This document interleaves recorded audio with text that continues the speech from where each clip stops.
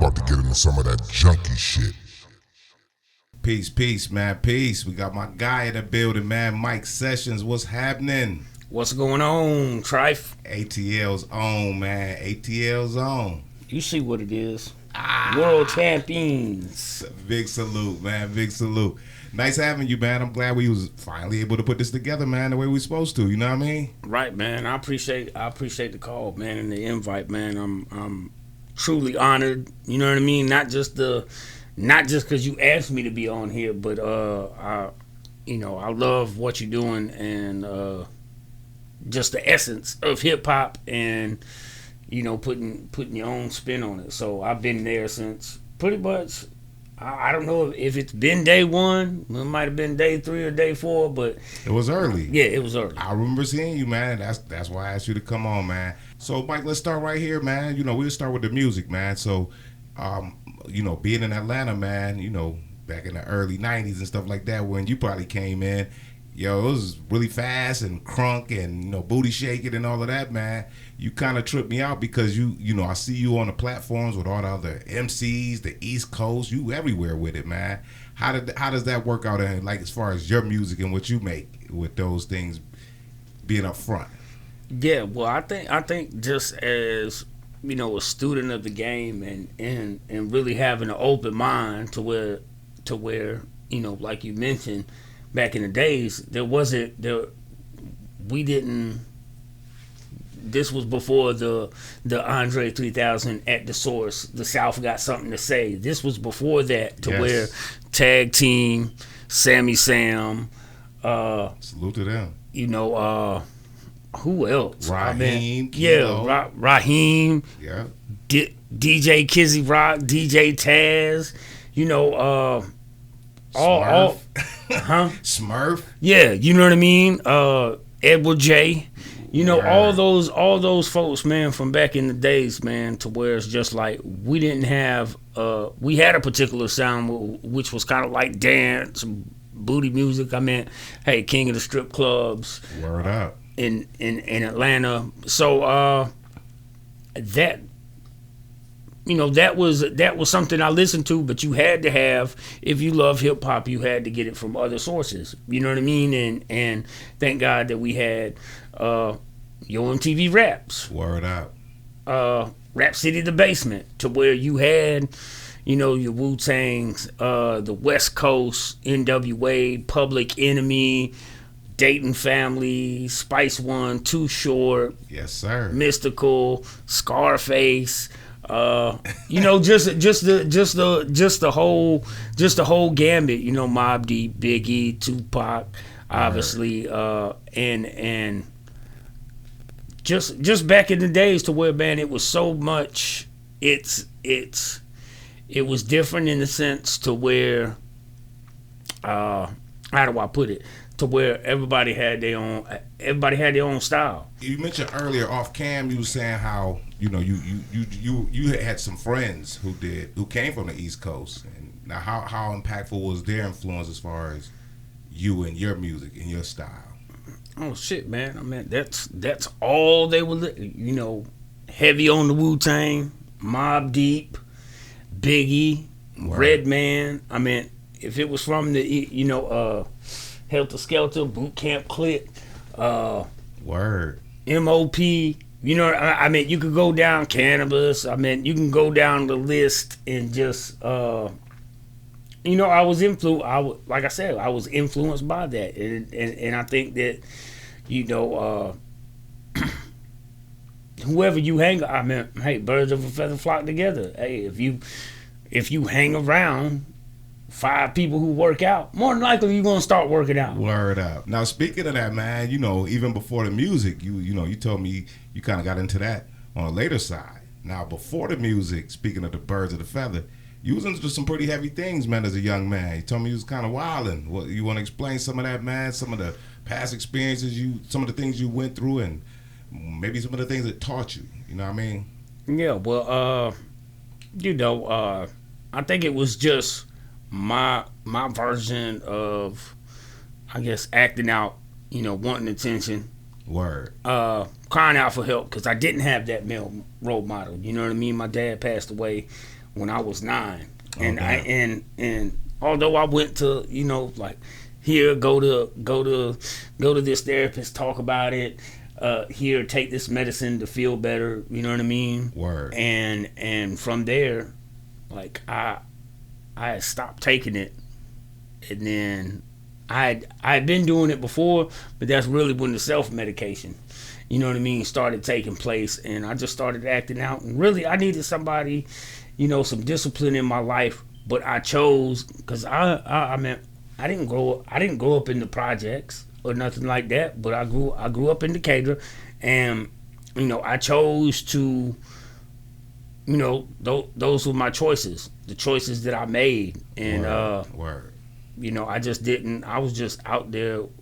I was just out there wilding, and I didn't have any forward thinking to Word. be like, oh, well, it's going. You know how the old saying goes, oh, well, the things that you do now when you was a kid, the things that you do now will affect your, you know what I mean, will affect you later on in life, and just be like, yeah, whatever. You just Right. You just you don't know what you're talking about. right. But they absolutely know what they're talking about, and they were absolutely right. Right. So yeah, you mentioned like the self medicating part. Like how did that really? What kind of impact did that have on you, and how deep did that go? You know what I mean? I mean, for a lot of people, that's a really dark space. You know what I'm saying? Right. I think that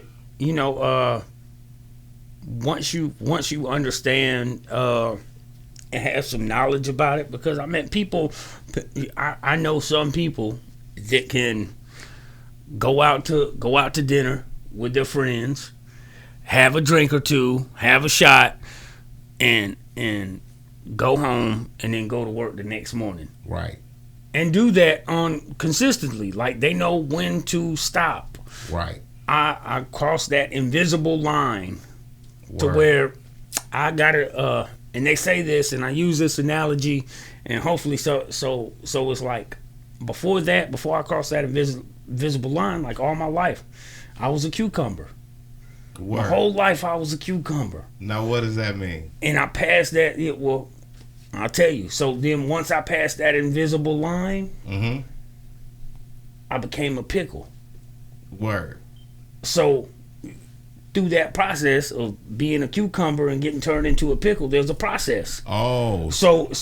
But once you're a pickle, you can't go back to being a cucumber. Word. So it's like you gotta stay over. Yeah, you gotta stay over there. So I use that analogy to kind of, you know what I mean, to kind of make it more easier to translate and convey that basically once I pass that line to where it's like, man, I can't just do one. I can't take one hit of weed. I can't have a drink of beer. You know what I Right. mean? Because I know I want to keep the party going. I'm gonna be somewhere freaking and geeking. Right. You know what I mean? And that's just the reality of it. To where and then even go so much. It's not about the drugs or the alcohol per se, because I could be that same way with food, Word. with sex. Just an addictive nature. Yeah, addictive personality. You know what I Gotcha. mean? I don't know moderation. It's either I'm all in or all out. So just trying to understand.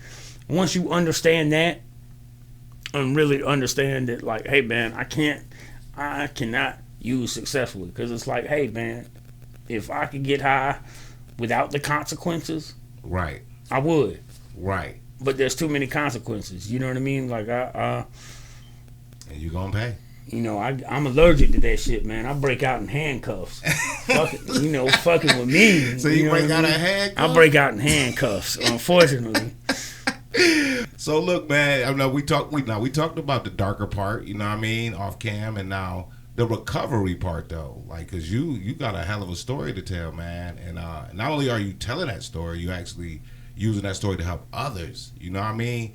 Like, so what was the point break for you that made you say, you know what? I can't do it. I can't do it in moderation. I need some help. Right. I think I'm really transparent, because you know, hopefully I could use what I went through, you know, to help somebody else. You know what I mean? You gotta throw the pride and the ego, how people look at me. Fuck them. You know what I mean? At the end of the day, because nobody's paying my bills. It ain't helping me get more spiritual or trying to have my best interests at heart. You know what I mean? And the things that people say that would bring up that try to break me is actually the stuff that made me. You know what I mean? So for me, you know, having to be locked up in jail and having an officer come in jail and serve me with some papers, a restraining order to where I couldn't see my family, my mom, my sister, and my niece, you know what I mean, for a year. And that really hit home, and I got out of jail, man, and I had nowhere to go, you know what I mean, and it was that point, you know what I mean, I was 31, and at that point I was just looking like, yo, and even then I wanted to, I still wanted to, okay, man, well, I'll stop, man, I'll do this, and then I'll get back right. The good story. You know what I mean? Yeah, I'll get back right to go back to doing what I wanted to, but somewhere along the way, you know, God did for me what I couldn't do for myself. And from there, you know what I mean, I can sit here today, you know what I mean, after all that I've been through, and there's some more, we'll get into that. You know what I mean, this June, on June 10th, you know, I celebrated 9 years of this new way of life. Oh, wait, that's big, bro. 9 consecutive years, clean. Yo, that's dope, bro. Salute to you for that. Appreciate it, man. Let me understand it. So you went through treatment, right? Went through the program or whatever you had to do, and they hired you to help. Yeah, well, I wanted to. The lady running it at the time.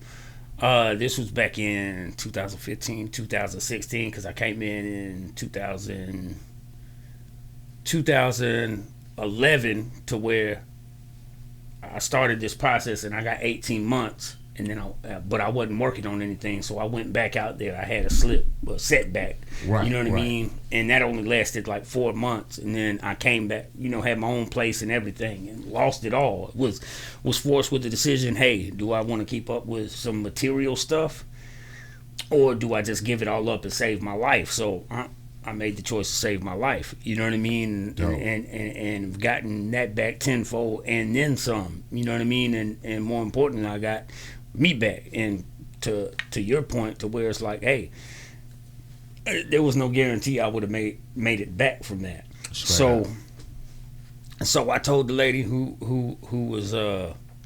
ran it that I wanted to work there, and she was like, well, you got to go get certified.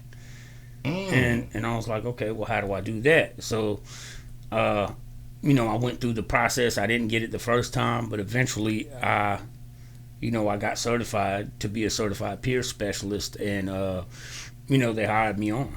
That, man, right there, that says a lot about your character. That says a lot about not only just your inner strength, but your fortitude and resilience. You know what I mean? And then on top of that, your drive to better yourself. You had to want that, to actually go get certified. Because, you know, a lot of people might have lost it right there. Like, what you mean certification? I just want...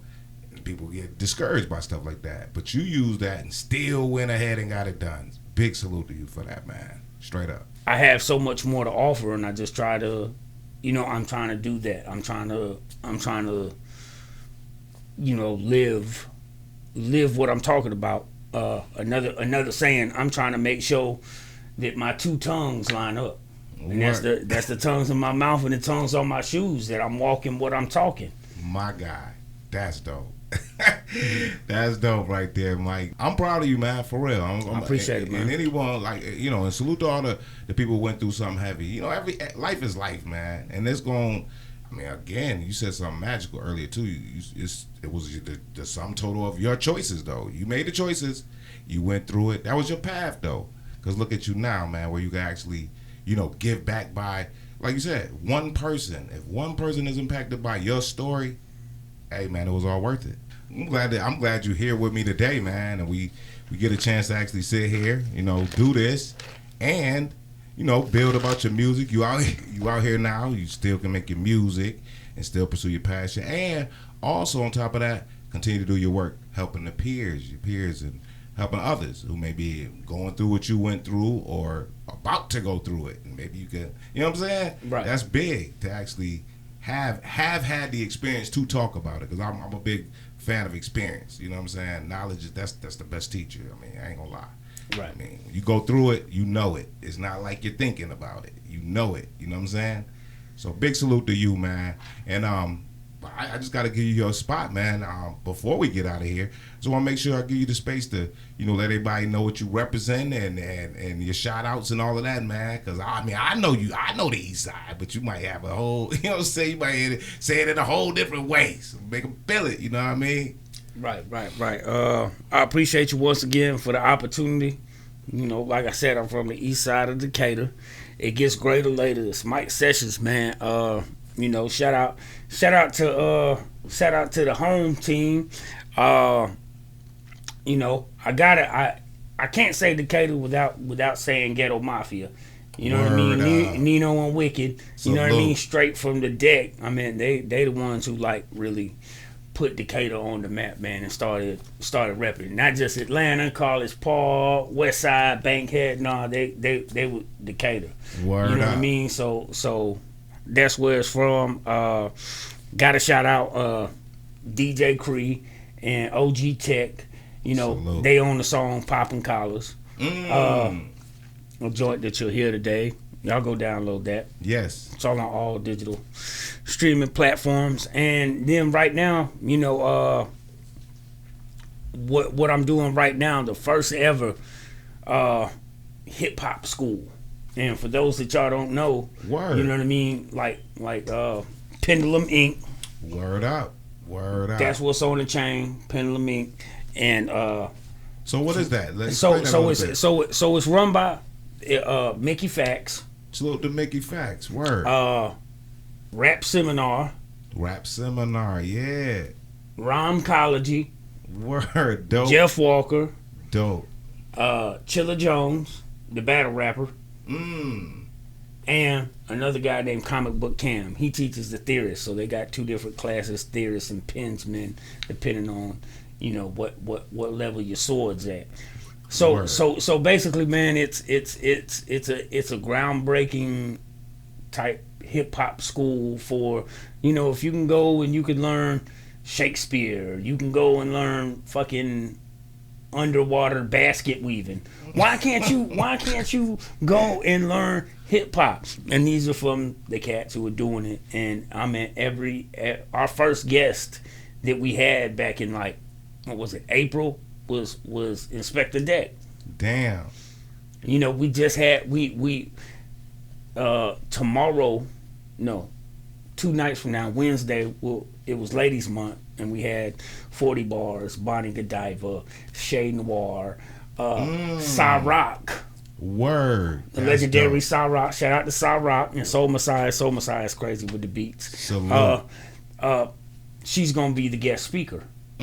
So man, you got all these things, and it's like an actual hip hop school, and we're gonna have our graduation next year to actually walk on the stage, get a diploma type shit. You That's know what dope. I mean? This is in real life, and then it's this is the precipice of something, monumental and legendary. I tell you what, man, this has been a blessing, man, having you in here, man. And hey, I look forward to hearing the new music, letting our crowd know. Go check him out, you know what I'm saying? Y'all see this interview, very dope content. Thanks for sharing your life with us, man, and thanks for sharing. And like I said, my intention is to make sure it helps someone and I can assist you with your message, you know what I'm saying? That's it.